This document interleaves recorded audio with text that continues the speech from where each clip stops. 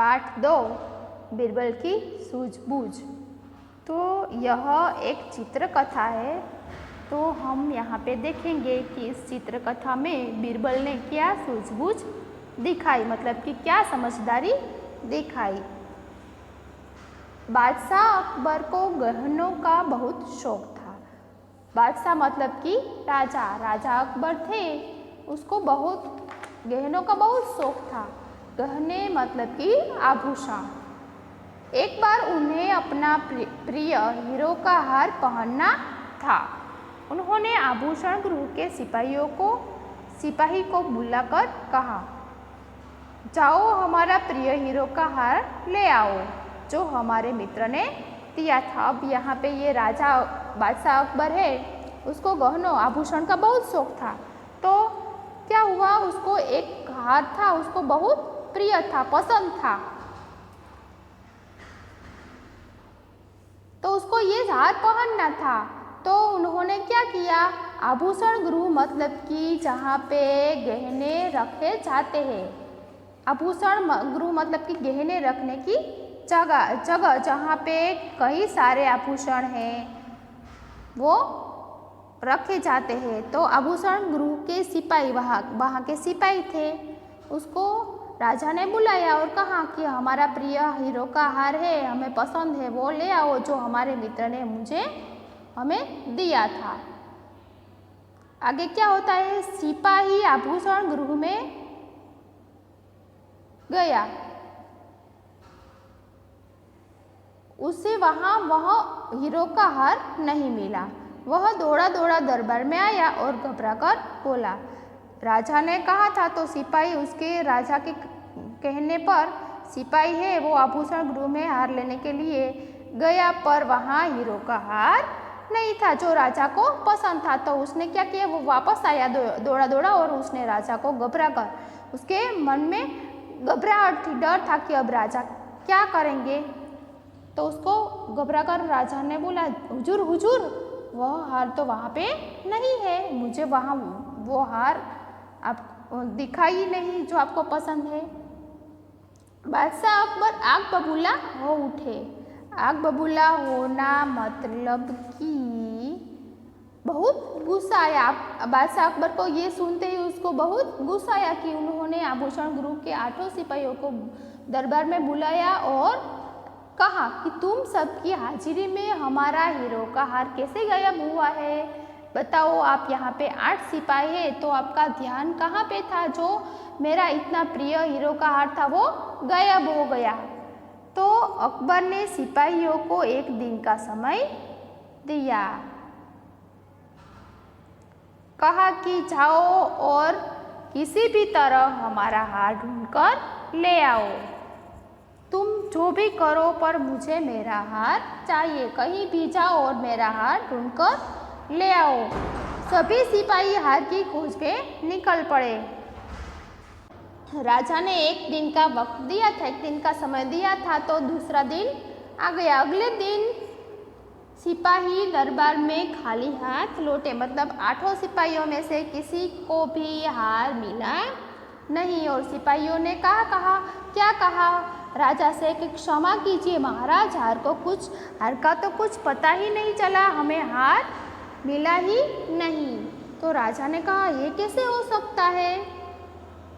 बादशाह अकबर के गुस्से को बढ़ता देख बीरबल बोले, बादशाह अकबर को राजा को ये हार बहुत पसंद था, इसलिए वो और भी गुस्सा उसको आ गया। और बीरबल ने कहा, हुजूर आप शांत हो जाइए, जल्दी ही आपका हीरो का हार आपके पास होगा। बीरबल ने कहा कि मैं आपकी सहायता करूंगा आपका हीरो का हार ढूंढने में। दरबार में आए लोगों ने हैरानी से बीरबल को देखा। सब लोग हैं वो बीरबल को देखते ही रह गए, क्योंकि बीरबल ने ऐसा कहा कि आपका हार मिल जाएगा।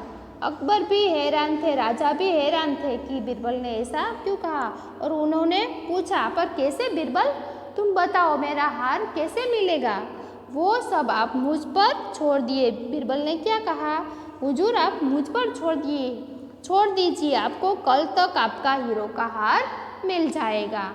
बीरबल ने आभूषण गृह के 8 सिपाहियों को एक एक ऐसी छड़ी दी जो लंबाई में बराबर थी। फिर वे बोले।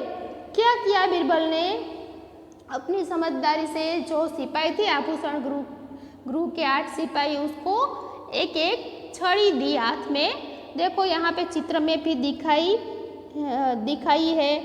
तो जो सबकी लंबाई है वो बराबर है, एक जैसी है। और उसने बीरबल ने ये सिपाही को कहा कि ये जादुई छड़ियाँ है, जिस किसी ने चोरी की होगी उसकी छड़ी कल तक 1 इंच लंबी हो जाएगी। अब जाओ, कल ये छड़ी अपने साथ लेकर आना। क्या किया बीरबल ने? सबके हाथ में छड़ी दे दी और सबको बोला कि ये छड़ी है वो जादू है, और जिसने भी वो हार चुराया है, जिसने भी ये चोरी की है, उसकी छड़ी कल तक 1 इंच लंबी हो जाएगी। और ये छड़ी कल तुम जब यहाँ पे आओ दरबार में, तब सबके हाथ में ये होनी चाहिए, साथ में लेकर आना। अगली सुबह 8 सिपाही अपनी अपनी छड़ी लिए दरबार में आए और एक साथ बोले। दूसरा दिन आ गया और सुबह होते ही सबके हाथ में छड़ी थी, सिपाही के हाथ में। और उसने कहा कि हुजूर, हम हाजिर हैं, हम यहाँ पे आ गए हैं। सभी सिपाहियों की छड़ी की नाप हुई। इनमें से एक की छड़ी 1 इंच छोटी थी। यह देखकर बीरबल बोले, हुजूर, यही सिपाही चोर है, इसी ने आपका हार चुराया है। सब लोग बीरबल और सिपाही की तरफ हैरानी से देखने लगे। सिपाही बादशाह से बोला, पर हुजूर, मेरी छड़ी तो 1 इंच छोटी है। क्या कहा सिपाही ने? कि आपने तो, ये बीरबल ने तो कहा था कि छड़ी लंबी हो जाएगी, पर मेरी तो छोटी है, 1 इंच छोटी है। तो बीरबल ने हंसते हुए क्या कहा?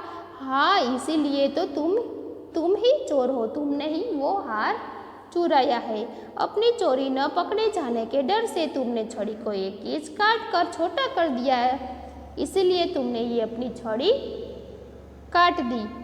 सिपाही अपनी नजरें झुकाए खड़ा रह गया, क्योंकि अब सिपाही को शर्म आने लगती थी। सबके सामने उसकी चोरी पकड़ी गई, उसकी नज़र नीचे रह गई। बादशाह अकबर ने बीरबल से पूछा, लेकिन बीरबल, ये तो जादुई छड़ी है ना? क्या कहा? बादशाह अकबर को भी ऐसा लग रहा था कि ये जादुई छड़ी है।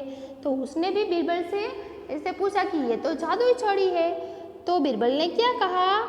हुजूर, ये कोई जादुई छड़ियाँ नहीं थी, मैंने तो ऐसा चोर को पकड़ने के लिए बोला था। मुझे पता था कि ये 8 सिपाही में से एक ही चोर है, इसलिए इसकी चोरी पकड़ी जाए, इसलिए मैंने ऐसा बोला था। ये जादुई छड़ी नहीं है।